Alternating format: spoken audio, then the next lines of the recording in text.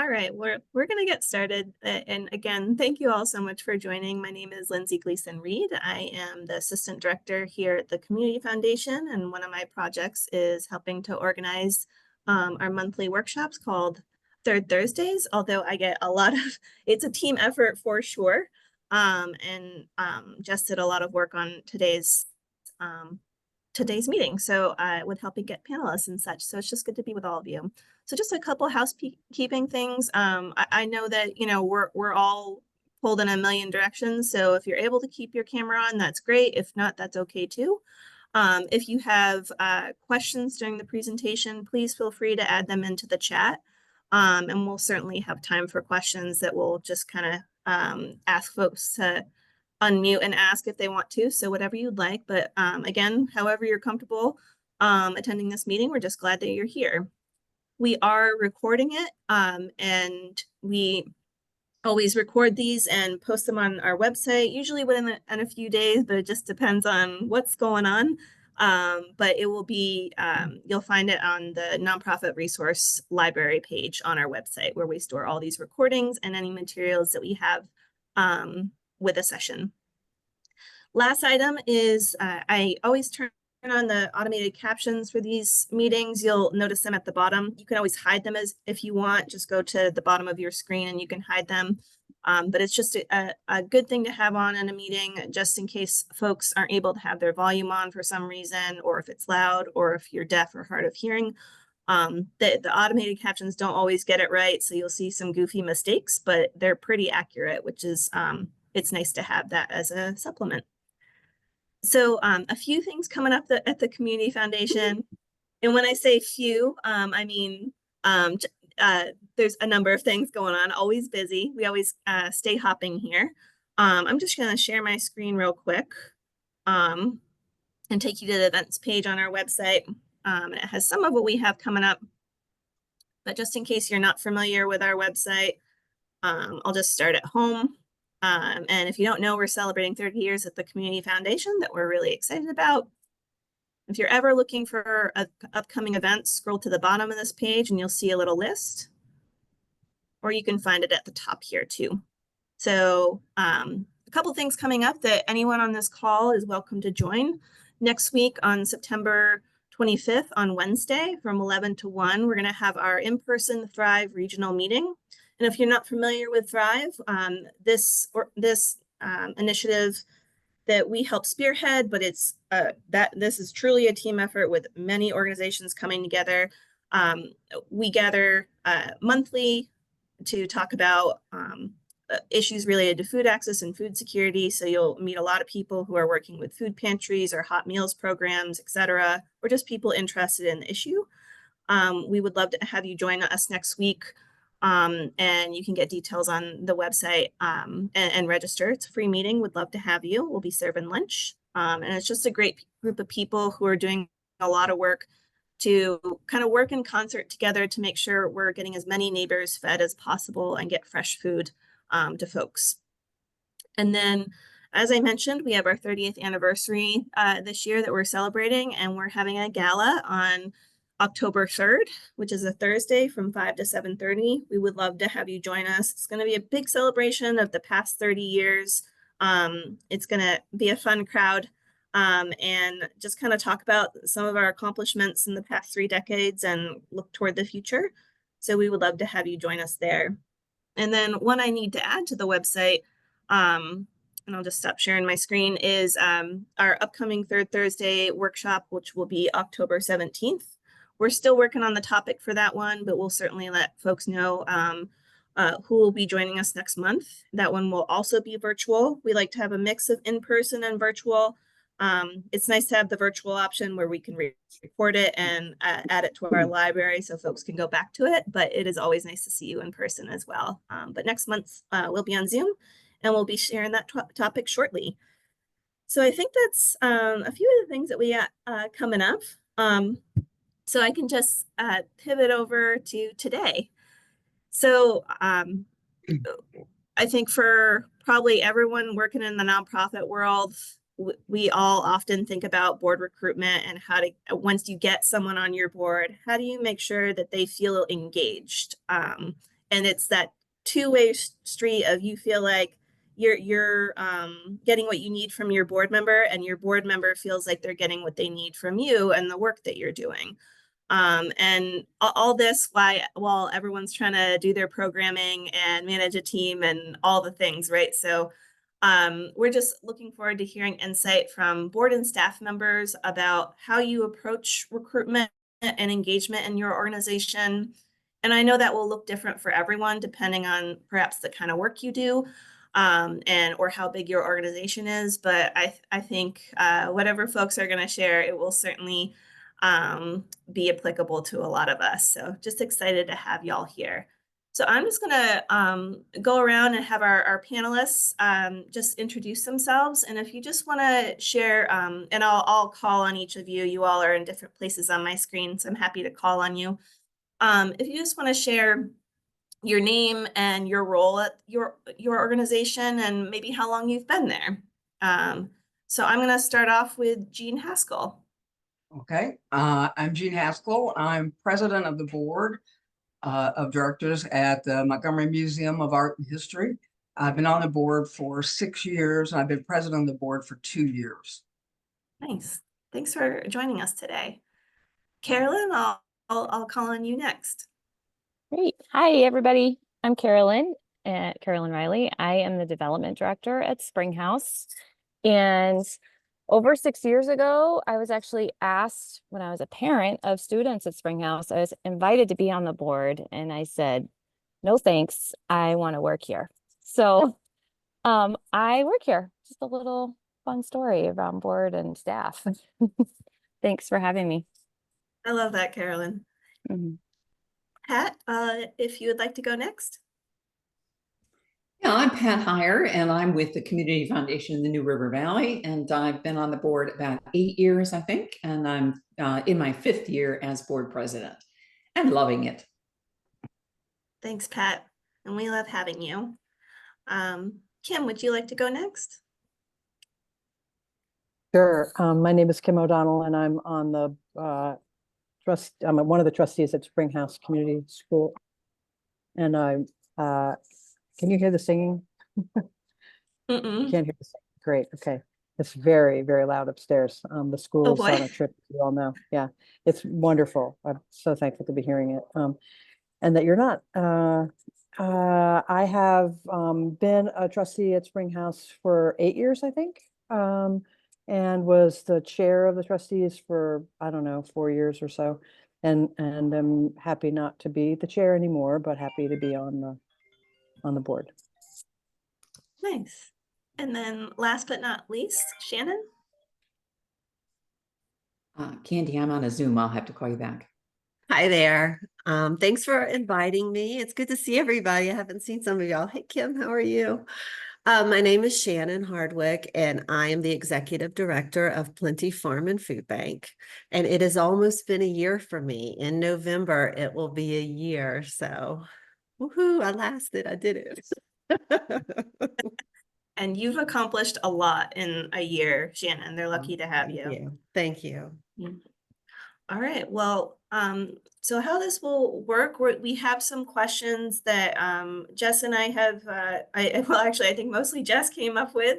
We're going to start with talking about recruitment, and then we'll move into engagement. And then we have a number of questions that folks submitted. So we're going to do our best to get to those. We'll probably answer some of them as we're talking. But you all submitted some great questions, and thank you for doing that. It just helps give us context and think through how folks might respond. So Jess, I'm going to pass it over to you. Yeah, thanks, Lindsay, and thanks everybody for being here. So lots of good questions that we came up with, and then of course that you all provided. And we'll focus first on recruitment and just kind of ask each of you as panelists a little bit about how your organization recruits board members. And particularly talk a little bit about who is involved in that process. Is it other board members, staff members, et cetera? So maybe we'll start. Kim, can we start with you, and then Carolyn can tag team as well? Sure. Thanks, Jess. Yeah, it's a really great question for me because I've been through a number of iterations of how to do this. I was on the board at Plenty for many years too, and I'm so grateful to you, Shannon, really. And I started sort of in the realm of, I think I'll say, is more traditional thinking about board composition, having varied people with different skills, needing someone with a finance background to be the treasurer, and just looking at fundraising capacity, and being very skill-based in the recruitment process. And what we found at Springhouse when I transitioned to be a trustee there is that our model was so unusual, and our attempts to innovate in education were so creative and different and unique, that recruiting in that way did not work for us, because we brought in people who, of course, were friendly with the organization and known to the organization, but didn't have a really deep connection with what's happening. So it's different for us. And so our recruitment now, it's very much a conversation between board and staff. And it's deeply rooted in people's connection with an understanding of what we're trying to do. It was just too much work for us it just wasn't a good match to bring in people who didn't start from that place, because we feel like we can cultivate the skills that we need, or resource out, or whatever it is that we need to do to get some of those technical things right, which are important. But most important to us was resonance with the mission and vision of our organization.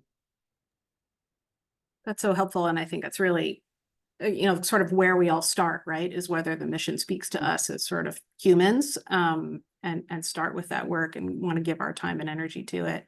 Carolyn, did you want to add anything to what Kim said about the recruitment process from your perspective?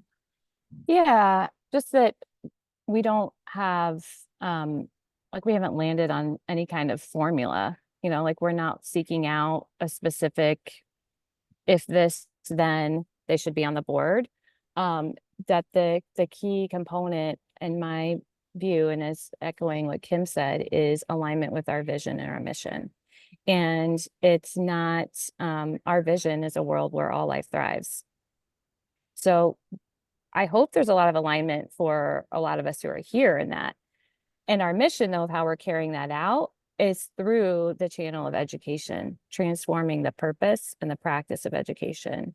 So if there's not, if there's what, like, there just has to be alignment and openness to creatively explore what does that actually look like to transform, to turn something that is so set in a system that we're in around the world, to creatively explore what it looks like to do it differently towards a vision of thriving for all people and the earth.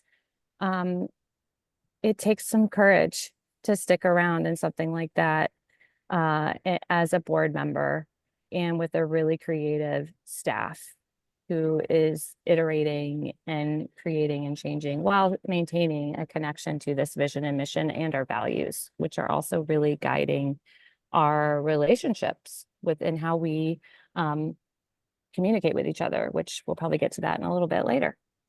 Yeah, thanks. Yeah, thanks. I love, and I assume it'll be a theme throughout, the idea that sadly there is no playbook for how this should work that's foolproof, right? So, figuring out what fits your organization best.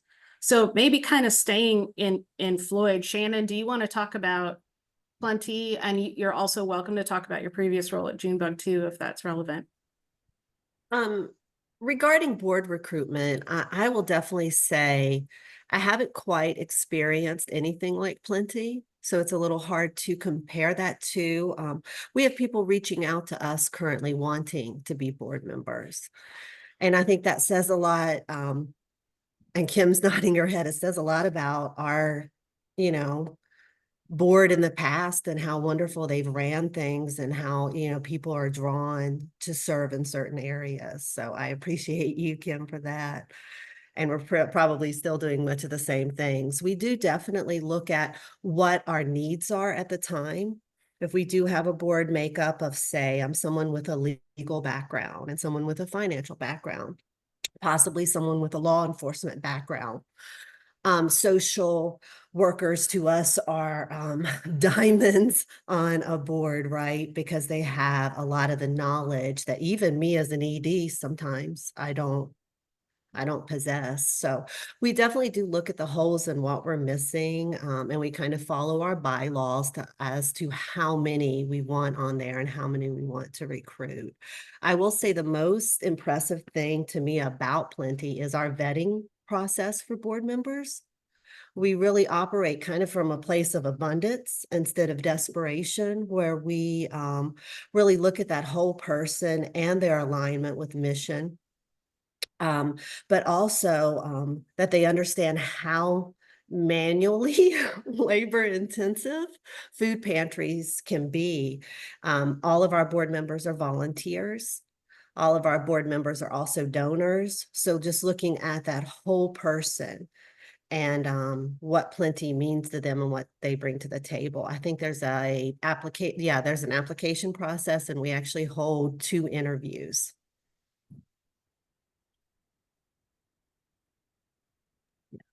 That's wonderful to hear and super helpful. And great to hear that people are reaching out to you. Yeah, it's been wonderful. Yeah. Jean, do you want to talk a little bit about how it works at Montgomery Museum?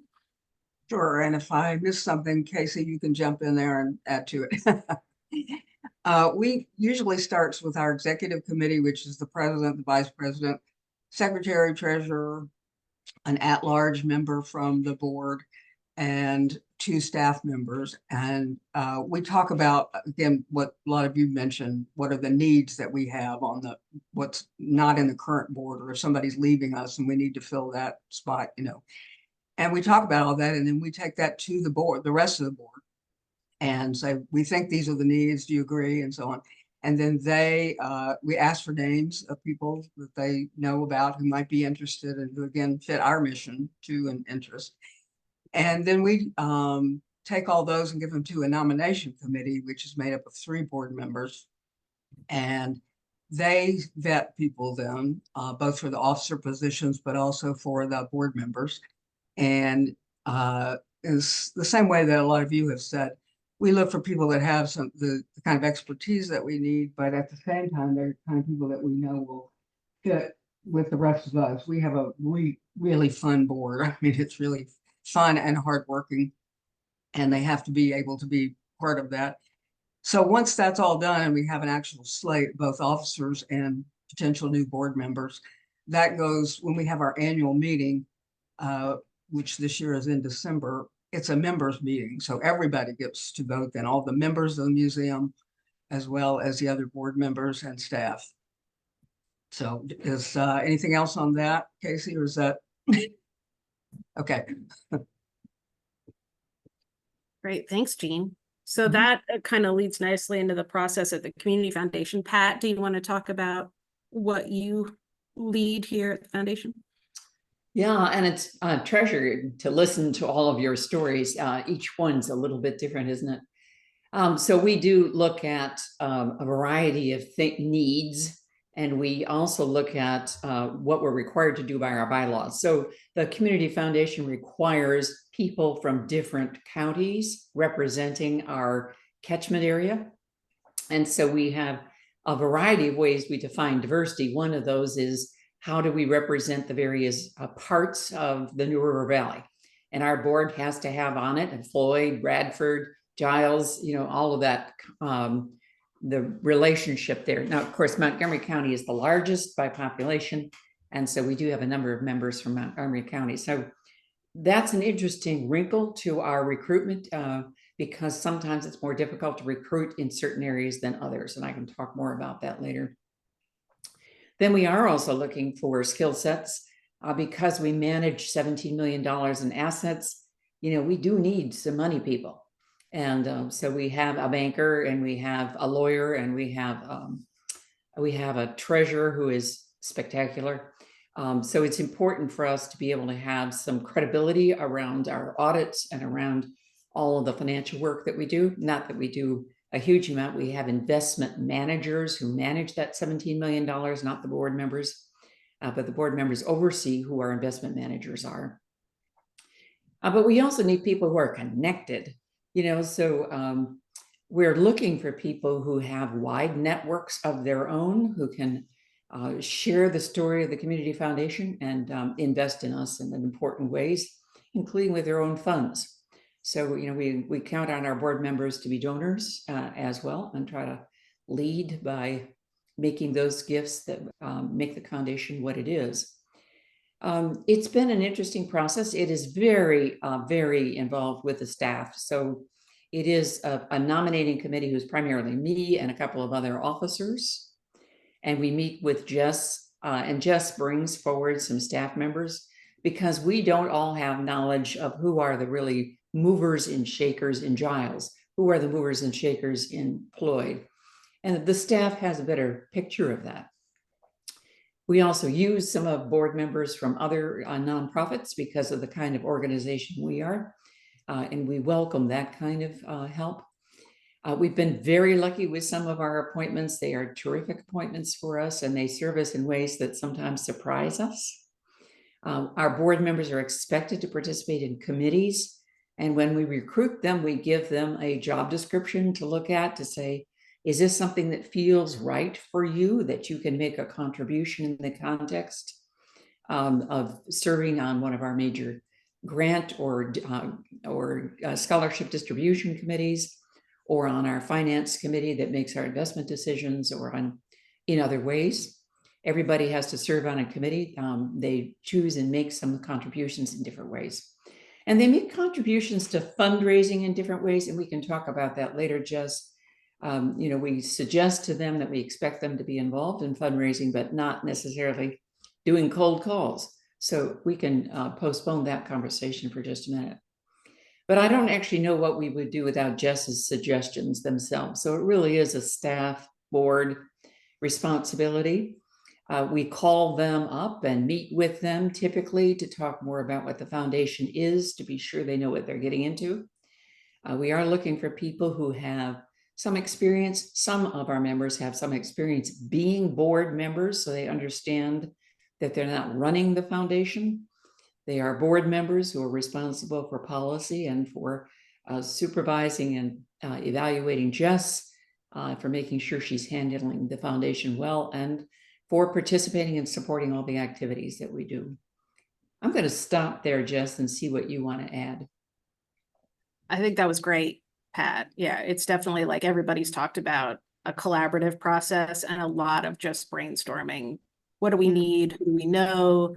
Who would, and I think as well, it's just a good group of people. I'm always amazed at just how lovely all the individuals are in their own way, and what brings them to the table. And so thinking about that dynamic at the board table, and the way that individuals connect to one another and to the mission is important. And then also to getting at that stuff that's unique to us, like you said, finance, legal stuff. Yeah, we got to have a decent number of people who like to dig into financial stuff, because that's the nature of our business. So Lindsay, do you want to take the next question for the group then, for our board folks?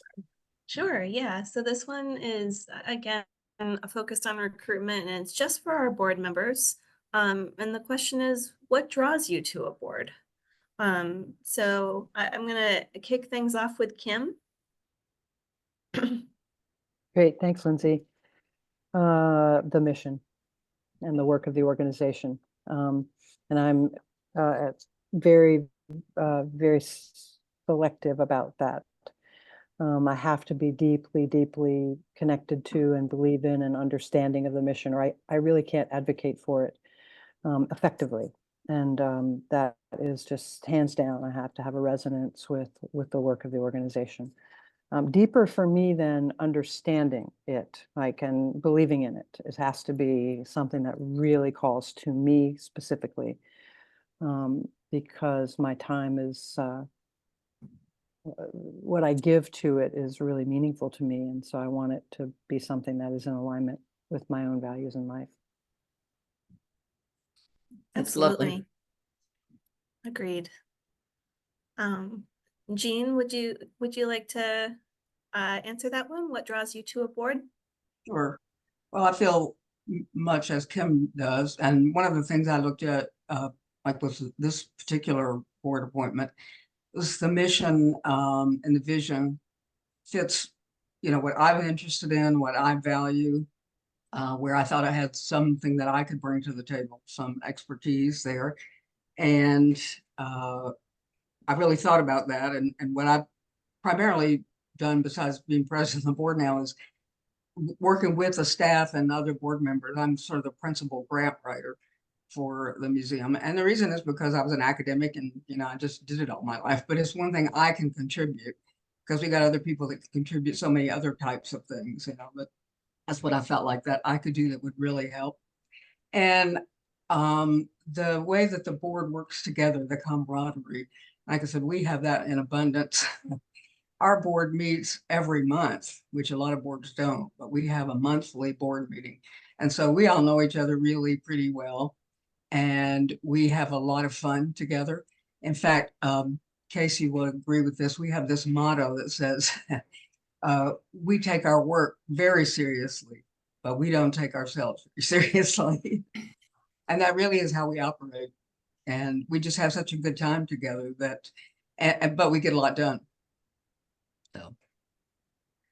I really appreciate that, Jean. And it's so true. Like, you could have something where the mission you really believe in and you feel like you're contributing, but if for some reason folks aren't getting along, it makes it hard to show up to those meetings. So I appreciate that. And I'm not surprised to hear that Casey runs such a fun board, or helps run such a fun board with you. Right. Casey and I have a good time together all the time, don't we, Casey?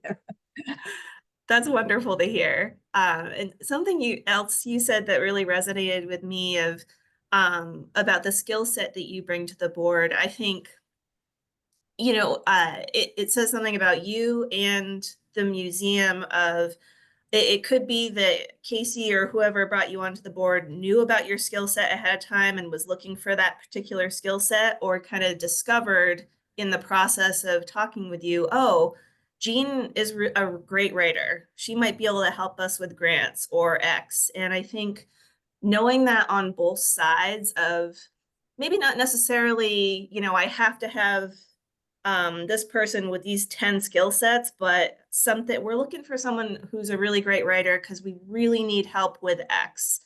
And knowing kind of what your purpose can be on a board, it's not just, of course, being on the board itself, you need to help run the organization and govern it.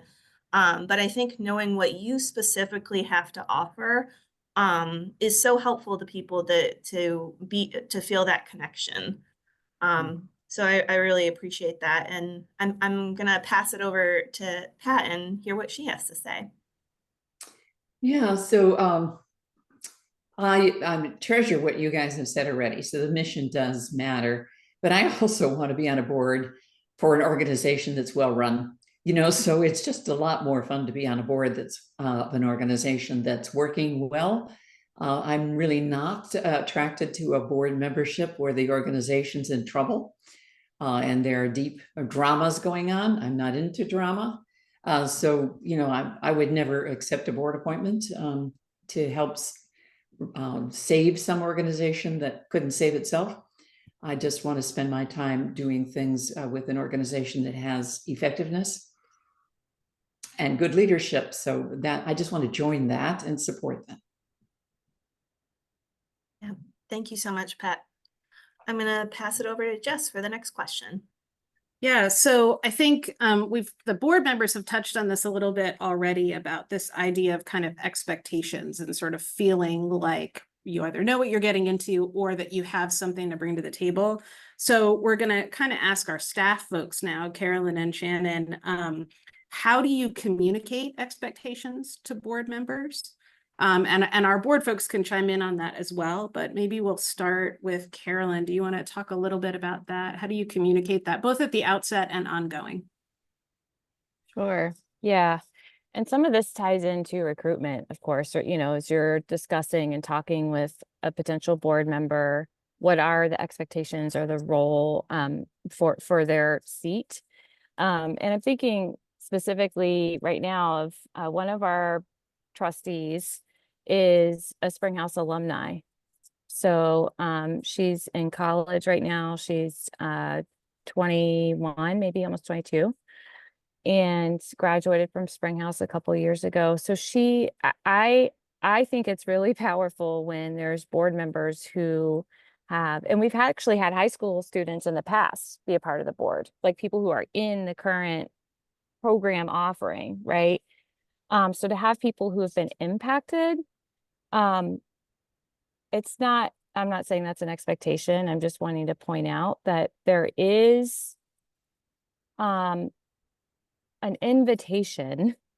I will not say it's an expectation to participate in some way with what it is that we are doing through our various programs, because we do have adult programs. We offer online, our board members are not all in Floyd County. Kim is our sole Floyd County resident. Our 3 other current board members are located in various places in the United States.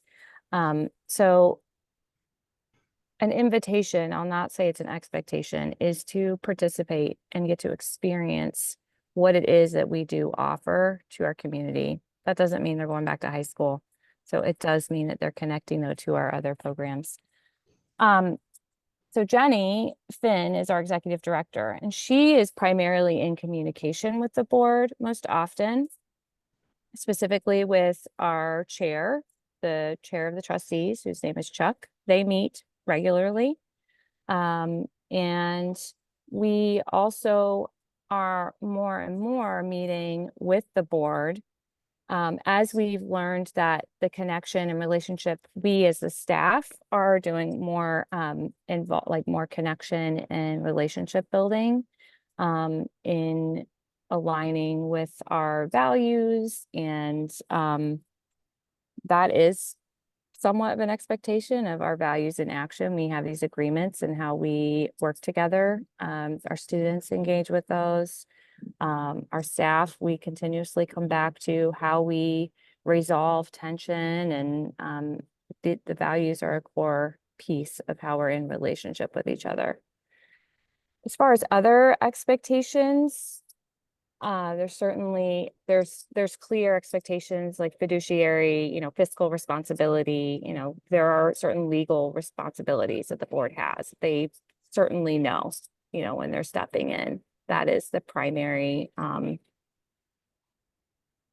role, is to keep us on track as a nonprofit organization. And I had another thought escape me. Oh, as far as like fundraising, like I will be in touch with the board when it comes to, okay, we have Give Local coming up, here's what we're doing. So a lot of it is like communicating support systems of how to get out there and invite support, tell the story. Like how do we just communicate clearly to our board and equip them. And that's why participation is so important, because if there's not an understanding of what we're doing and experiencing it, it doesn't become their own story, their own connection to it, of the mission, their experience of the mission in action. That That's answered really some helpful. questions. Yeah, Yes. that's wonderful. Shannon, do you want to add to that? Communicating expectations? Sure. I think transparency and communication are probably the key elements here. It is wonderful when you do have a setup where a lot of your board members are volunteers, so they are directly involved in the organization. And we're blessed here at Plenty that does happen. But I really take that part of my position, making sure everybody's on the same page.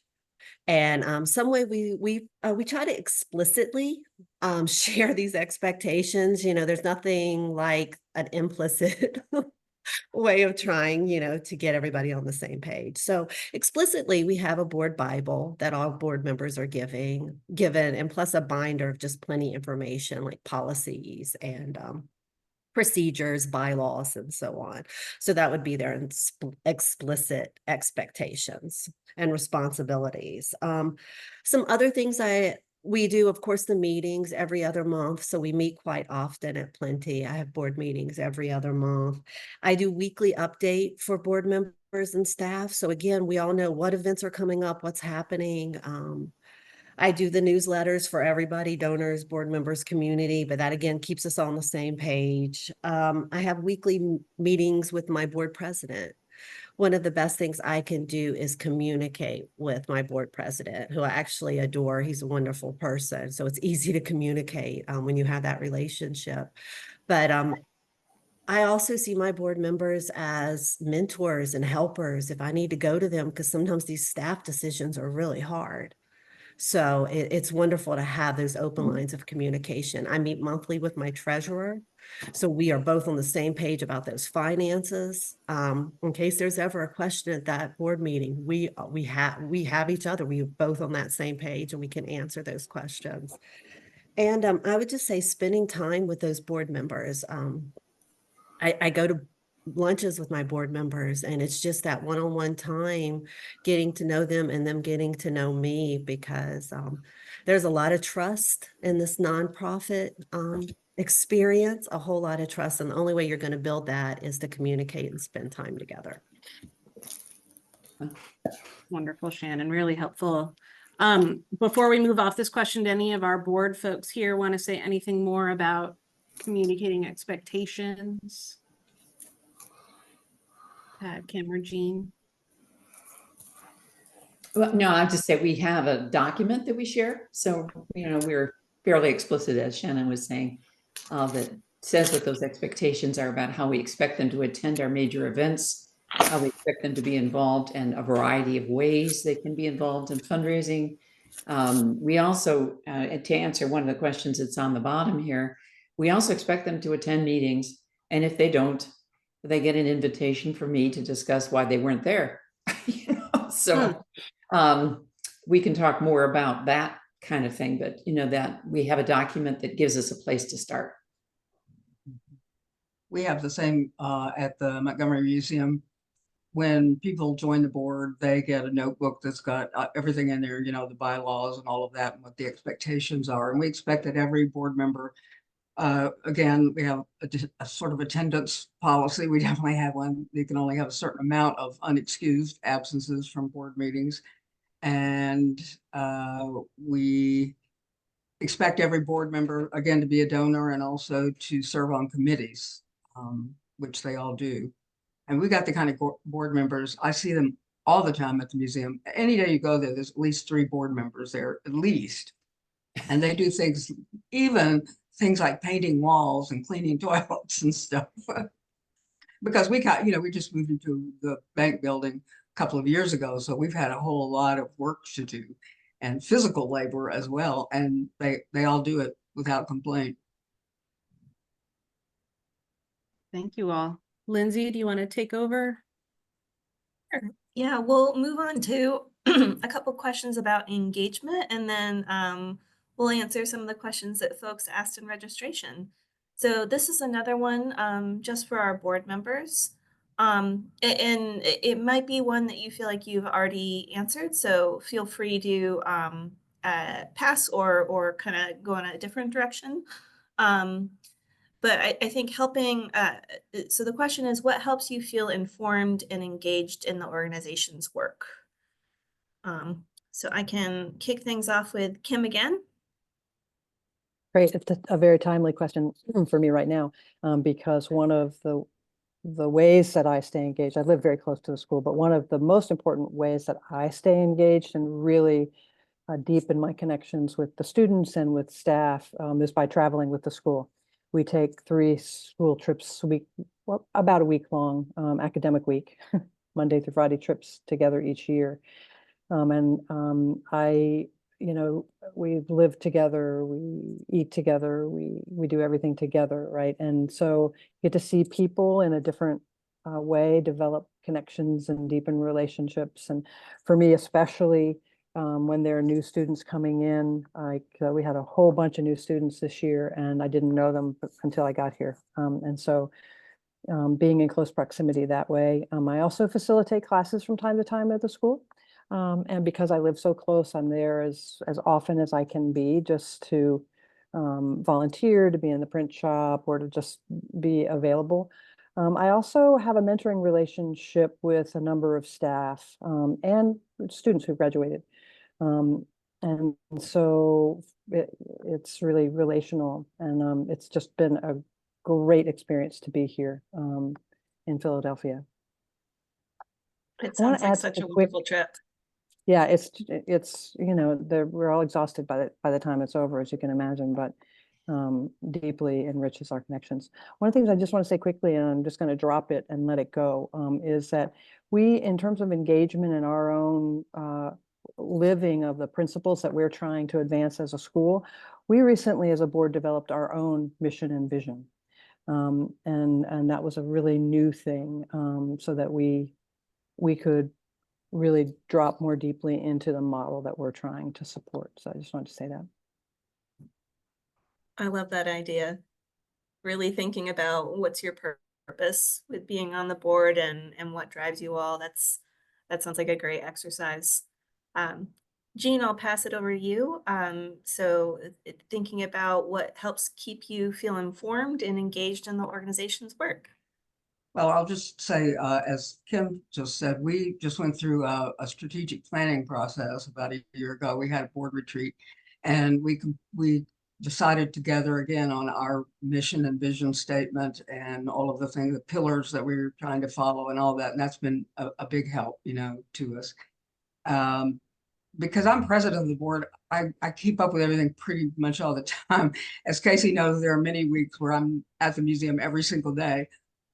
Somebody accused me of sleeping there the other day, but anyway, and some of our other board members are there way more than I am. So, and I try to go to almost all the committee meetings that I can. We have an awful lot of them, but I do try to be at almost all of them. And I try to go to every event that we have. I feel like that's my responsibility as the board president, but most of our other board members do the same. And one thing I didn't mention before, one of the things we started at the museum a couple of years ago is we formed what we call ELAB, is the Emerging Leaders Advisory Board. And we have a board now of younger people. I'm saying younger, these are people like say in their 30s, because we want them to get some experience with what it means to be part of a board. And they come up with their own plans about what they're going to do, but in support of the museum. And a representative from the ELAB group, their chair, comes to our board meetings too, so that they know what's going on all of the time. And of course, we hope someday many of them will join our board, but even if they don't, if they go to other boards, so on, now they know how to work with nonprofit boards. And so that's been a really good thing that I think we did. Thank you so much, Jean. Pat, do you have anything to add? Actually, I have a question to throw to the whole group. So during the pandemic, we, like everyone else, went to Zoom meetings. And since the pandemic is over, we have continued with Zoom meetings. So here we have this tension between the desire, as Kim has described so eloquently, about really being personally engaged in relationship with other board members and with the work there, versus the ability of people to actually participate. So because our board members may be driving more than an hour to a board meeting because of their locations, remember I told you we had this geographic dispersion that we have to have. We have better attendance when we have Zoom. So we have done many of our meetings by Zoom, but it does not feel the same. It does not have the same outcome as personal meetings. And so I just want to raise that issue with others and see how they manage that. And it may be a function of the size of our board and this required geographic diversity that we have that makes it more difficult for doing that. But I think about that just quite a bit, whether or not we have the kind of closeness that we need. We've had some ways in the past to kind of encourage that engagement. We haven't done that in the last year or two, but Zoom versus not Zoom is one of those problems. So when we have in person, it's really difficult for some of our members to come and devote the time.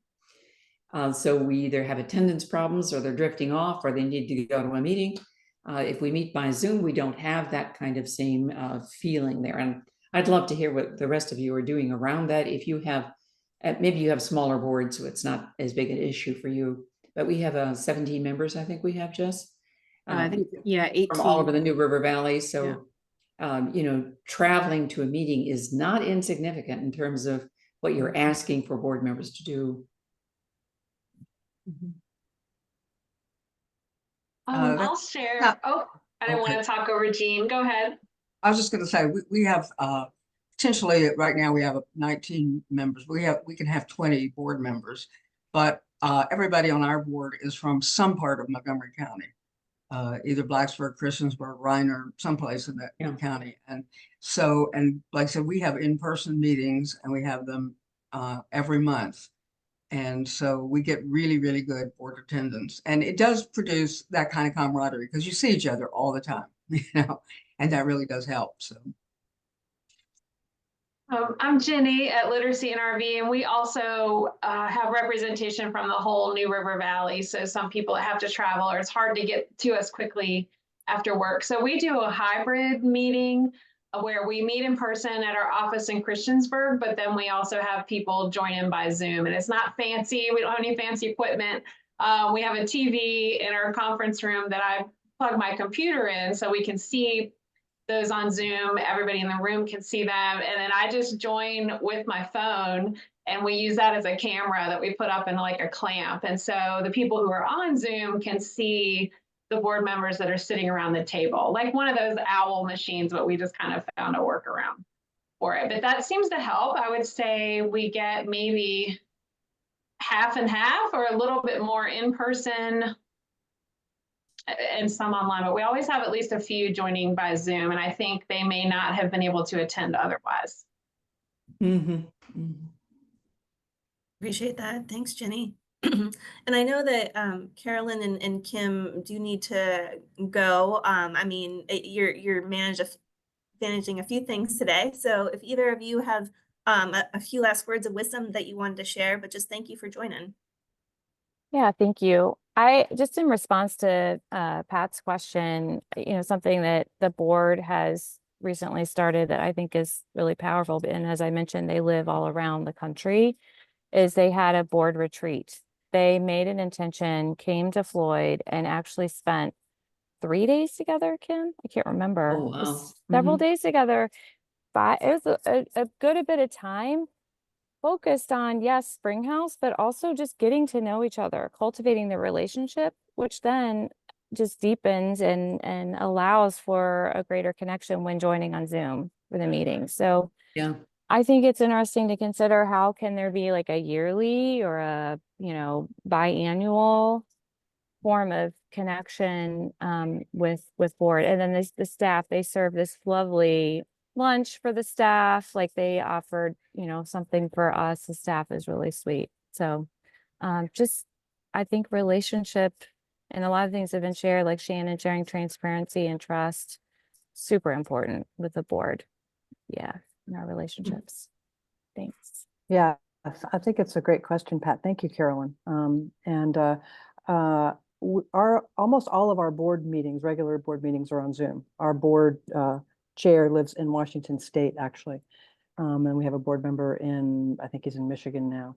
Paul moves all over. But one of the things that I wouldn't be interested, personally, I would not be interested in a board where all the meetings and all of the interactions were by Zoom. And so one of the things that really allows that to work for us is that people really do make huge efforts to be together. Like there's the board chair and I did a 9-month program together with Springhouse. We were together twice a week, every week for like 9 months, and then intensive for 5 days on either end. Our relationships are really deep and people are making the effort to come and be together. And for me, in this particular role and model, there's no substitute for that. But I have found Zoom to be really, really effective, much more effective than I expected it to be in bringing more voices to the table. Yeah, there are pluses and minuses for sure. Yeah. Thanks for sharing, Kim. And just quickly, it's great to be with both of you today. Have a great rest of your trip. Something that we do each August is put together a board retreat where it's a half-day meeting. And what we've done for the past 2 years, and everyone has, I think, really, really enjoyed, is we have the meeting, do the business part, we have lunch together and chat with folks, but then we've done site visits with nonprofit partners. And it's so different. You know, you go from reading a grant application and, you know, you can get a sense of what an organization is like, of course, but then you go into their space and learn from somebody. It's just that has been really wonderful to do. And Lee and Patricia, we visited both you all this past board retreat and just had such a great time. Yeah, and I know we're getting a little short on time. I have one more question, and I think it'll just be to Shannon on board engagement. So how do you engage board members in your work to ensure that they feel informed and supported in their governance role in particular? Right, right. I definitely think all the meetings are important, and we offer a hybrid model. So if somebody can't come in person, which most do, we can put that meeting on Zoom. So I think having options is important for that engagement. Being there in person, there's no replacement for that and time together. And so I think that as an ED, one of the best things you can do is kind of put yourself in charge of that. And something like I said, I do those weekly updates, but a lot of times, especially around fundraising, I found with some board members that fundraising was a little scary or difficult, that they were going to have to ask for money. So for me, being there, and that is kind of a requirement, one of those explicit things, like, you got to help us with this, right? One of the things I can do, because I have a background in it, because I am a little bit more comfortable with it, because I see it as an opportunity for people to help and not even asking for money anymore, is I can be there to support that board member and help them and practice with them. If it's cold calling, if it's writing letters, if it's just talking about showing up to a business and asking for a sponsorship. So I guess I look at it, engagement from a way of support. How can I support that board member to be as engaged as possible? Because I really, truly believe if somebody wants to volunteer to be on your board, because we're talking volunteers here, they're already interested. We just have to make it a smooth, enjoyable experience, especially if they're going to get on board. And I'm so proud of my board members. Fundraising this year, everyone jumped on board and they helped with it, even though it was scary and different. So I think support is a big thing too. Thanks, Shannon. So maybe we'll kind of finish out with a little bit more on fundraising. This is the question I think I get asked the most by executive directors, is how do I get my board to raise more money? Which I'm not sure is kind of the right question, right? You know, so because sadly enough, there is no such thing as a unicorn board, as I call it, which is a whole bunch of people that come together and just suddenly want to ask their neighbors for $10,000. It doesn't really work that way. So we wish it did, but it does not, right? And so thinking a little bit more about how the board engages in fundraising. And so maybe Pat, do you want to talk a little bit about that, since you raised it earlier, before we kind of open it up for final questions? But yeah, the expectations document includes a variety of ways that people can participate in fundraising. And I think it just implements what Shannon was talking about. So it can be attending a house party that you didn't organize, but some people on our board are willing to actually be hosts to a house party, for example. They have the kind of connections where they can ask friends who have enough wealth to consider a donation of substance.